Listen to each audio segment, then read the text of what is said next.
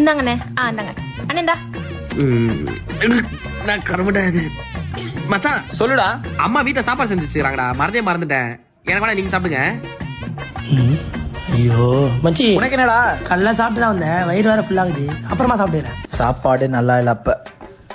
டேய் நீ மட்டும் சாப்பிடுற? நல்லா இருக்கா சாப்பாடு? சூப்பரா இருக்கே. நல்லா தானே இருக்கு. நீ குழம்பு கொஞ்சம் ஊத்து.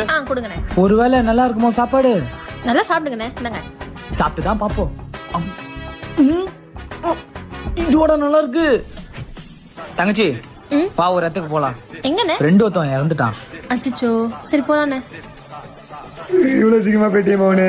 அண்ணே, இவரு என் சாப்பாடு சாப்பிட்டு நல்லா இருக்குன்னு சொன்ன அவரு தானே? ஆமா வா. எல்லாரும் இதை இயற்கை மரணம்னு நினைச்சிட்டு இருக்காங்க, ஆனா இது ஒரு கொலை. கொலையா? அந்த கொலையை பண்ணதே நீதான். நானா? நீ செஞ்ச சாப்பாடை சாப்பிட்டு தான் அவன் செத்து போனான்.